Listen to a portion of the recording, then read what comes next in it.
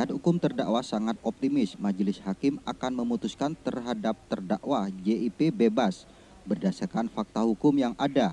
Hal ini diungkapkan usai menjalani persidangan perkara kekerasan seksual terhadap anak yang terjadi di Sekolah Selamat Pagi Indonesia SPI Batu pada Rabu siang. Juru bicara penasihat hukum terdakwa JIP, Dito Sitompul, mengungkapkan dari awal dapat dilihat bahwa perkara ini tidak cukup bukti.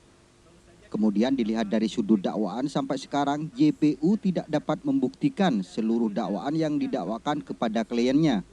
Maka penasihat hukum terdakwa secara tegas menyampaikan penasihat majelis hakim untuk memutus bebas kepada terdakwa JIP.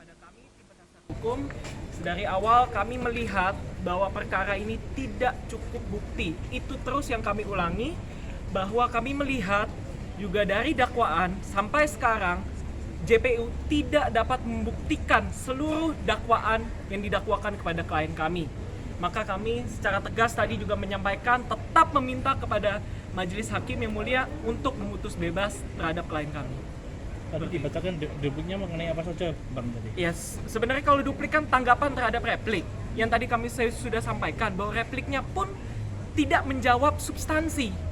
Hanya ngalur ngidul, tidak membacakan bukti-bukti baru yang diajukan oleh JPU, sehingga menurut kami sangat disayangkan. Ini terkesan yang kerja malah kami untuk membuktikan bahwa klien kami tidak bersalah.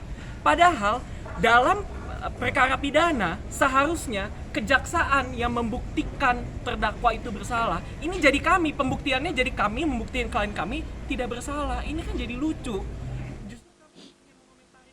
Dito menyebutkan agenda sidang hari ini adalah duplik, di mana duplik merupakan tanggapan terhadap replik yang disampaikan JPU. Perlu diketahui replik yang disampaikan JPU tidak menjawab substansi perkara, sehingga menurutnya sangat disayangkan. Terkesan yang bekerja hanya penasihat hukum terdakwa dan yang membuktikan kliennya tidak bersalah.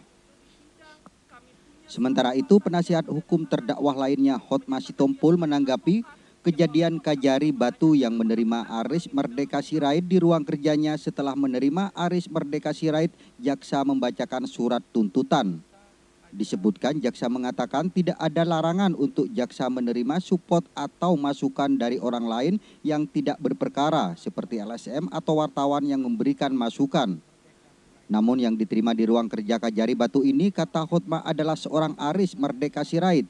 Dia merupakan orang yang berperkara, dia kuasa hukum dari pelapor. Untuk jaksa menerima support masukan dari orang yang tidak berperkara.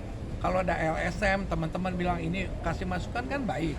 Tapi tidak boleh orang yang berperkara karena punya agenda, punya maksud dia. Ada keinginan-keinginan tersembunyi, tidak murni hukum.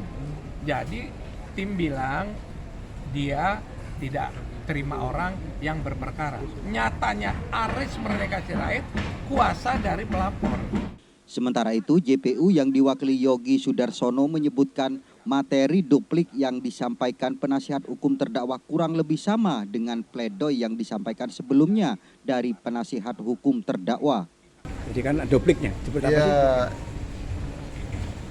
Materi duplik kurang lebih sama dengan pledoi yang disampaikan sebelumnya dari penasihat hukum ya. Intinya apa? Intinya mengatakan kalau perkara ini merupakan rekayasa ya. Tapi kalau dari versi JPU seperti apa, Pak? Hah? Versi JPU dengan itu Ya, menurutnya? kita nggak punya tanggapan lagi, intinya kita tetap sesuai dengan tuntutan dan replik kita. Agenda sidang selanjutnya, Pak, kalau Putusannya kapan, Pak? Kapan, Pak?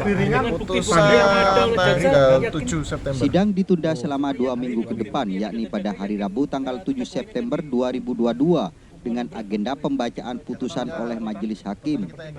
Buang Supeno, DMTV melaporkan. Pak, kalau dihukum ringan siap banding, Pak?